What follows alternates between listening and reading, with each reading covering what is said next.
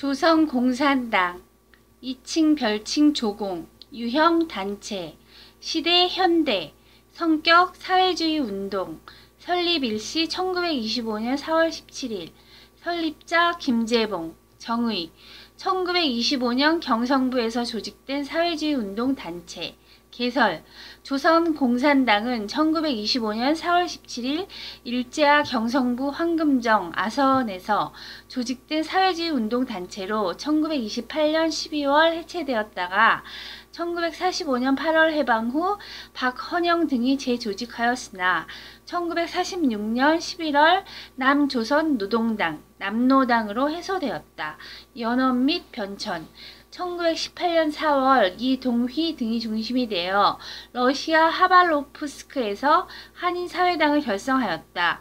1919년 3.1운동이 발생한 이후 한인사회당의 이동휘가 상해 임시정부 국무총리로 부임하여 1921년 5월 고려공산당 상해파를 창립하였다.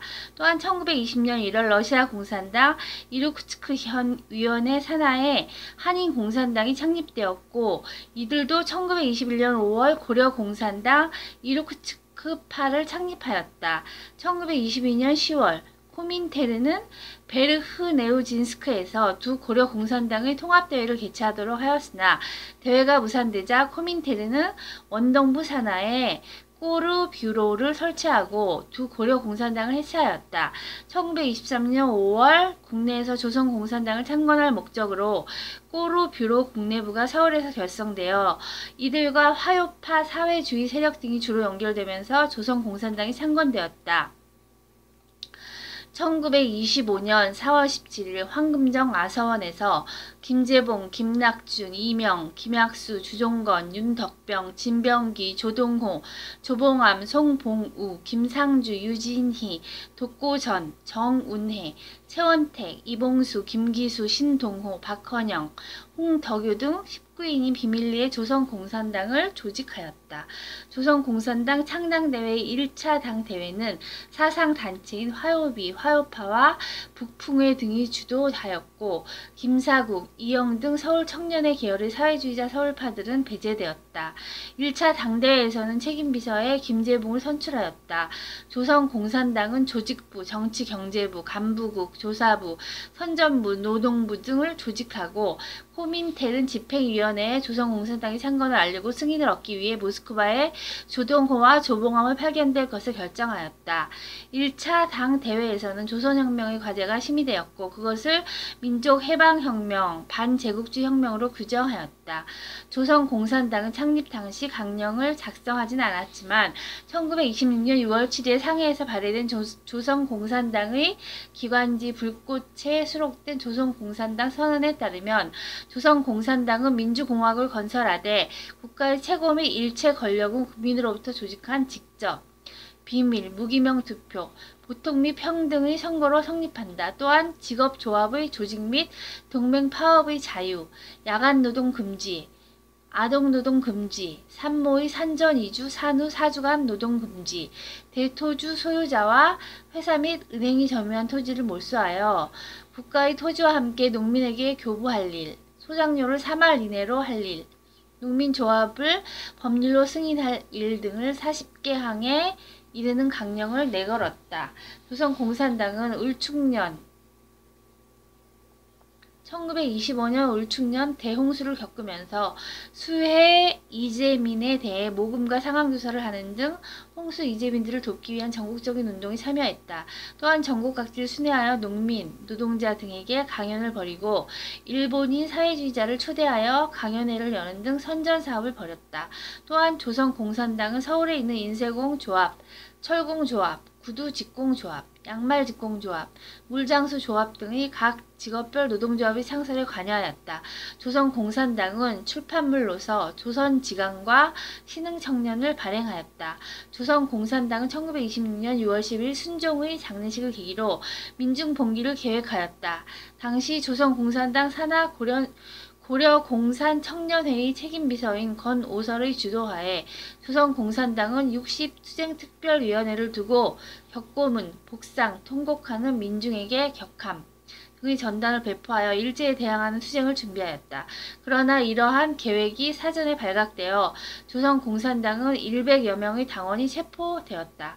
조선공산당은 1925년 11월 신의주 사건과 1926년 6월 60만세 운동 사건 등 1, 2차 조선공산당 사건으로 조직에 치명적 손실을 받았지만 파괴된 조직을 정리하고 서울파 사회주의 그룹인 고려공산동맹을 가입시켜 당세의 확장을 이루어 1926년 12월 6일 조선공산당 2차 당대회를 개최하였다. 2차 당대회는 민족운동에 관한 방침을 통해 민족주의자의 정당을 형성할 것을 결정하였다. 이 결정은 1927년 2월 신관의 결정으로 구체화되었다. 대회는 또한 조선노농총동맹을 노동총동맹과 농민총동맹으로 분맹할 것과 노동쟁의 및 소작쟁의에 대한 구체적 전술을 세울 것을 결정하였다. 1928년 2월 제3차 조선공산당 사건에서 검거를 피한 당원들이 중심이 되어 1928년 2월 27일, 28일 조선공산당의 마지막 당대회였던 3차 당대회를 열었다. 대회는 노동자 출신 차금봉을 책임비서로 선출했다. 1928년 3월 조선공산당 중앙집행위원회는 조선민족해방운동 관한 태제, 정치논강에서 당시 조선혁명의 성격을 부르주아 민주주의 혁명으로 파악하면서 조선의 장래 권력 형태는 조선사회의 정세에 기초한 혁명적 인민공화국이어야 한다. 조선의 소비에트 공화국을 건설하는 것은 자익 소화병적 견해이고 부르주아 공화국을 건설하는 것은 우경적 견해라고 하였다.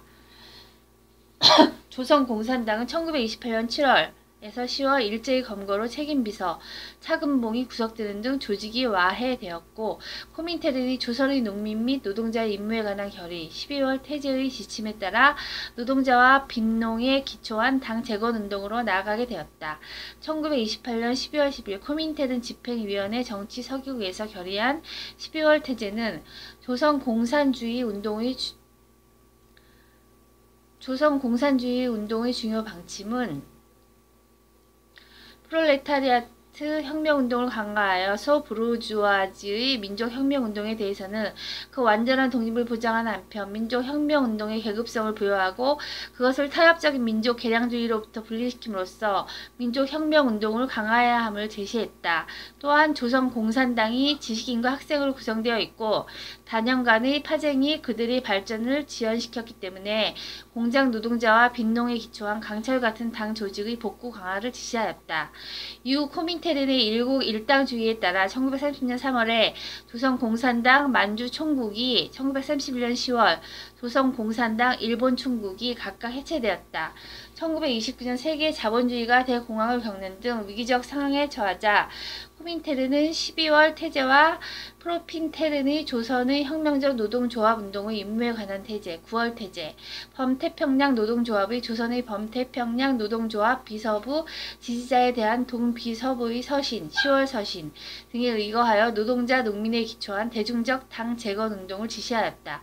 코민테른이 당 재건운동 지침에 의거하여 김규열, 이동휘, 김철수, 윤자영, 김영만 등 과거 서울파와 상해파 그룹들은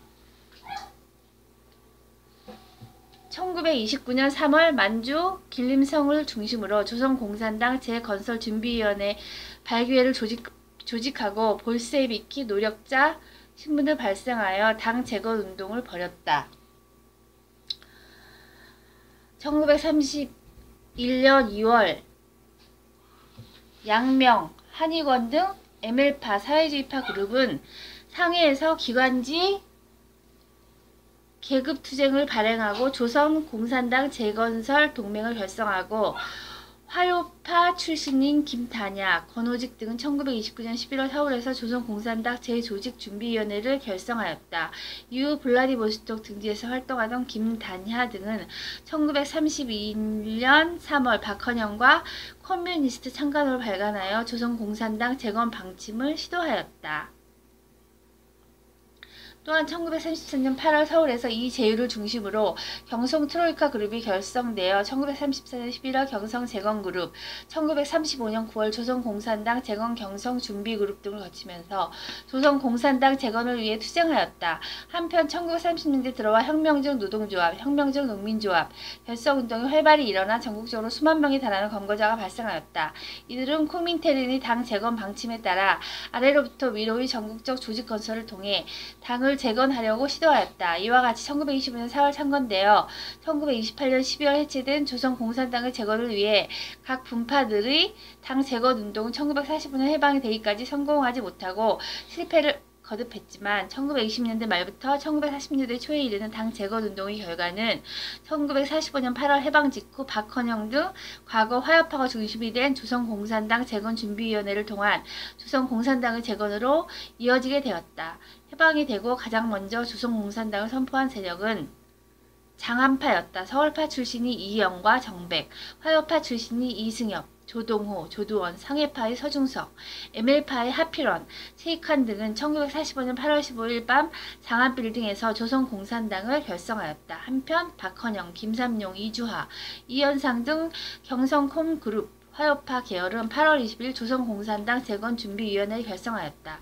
1945년 9월 8일 열성자 대회에서 장안파 공산당은 자체 해산하고 조선공산당 재건준비위원회 중심의 당 재건을 결의하여 사실상 조선공산당이 창립대회가 되었다.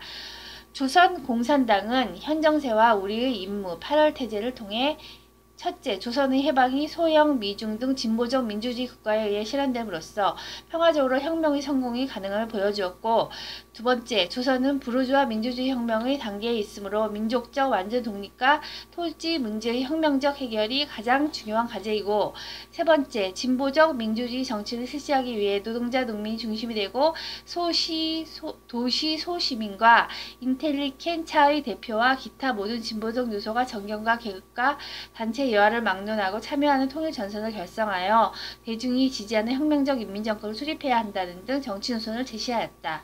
이후 조선공산당은 미소공의의 결렬과 조선 정판사 사건 등 미군 정의 타압 강화, 우익의 테러, 미소 간의 평화 국면 태조 등 정세 평화에 따른 통합적 지도력 강화의 필요에 따라 남조선 신민당, 조선인민당과 3당 합당을 하여 남조선 노동당 등으로 해소되었다.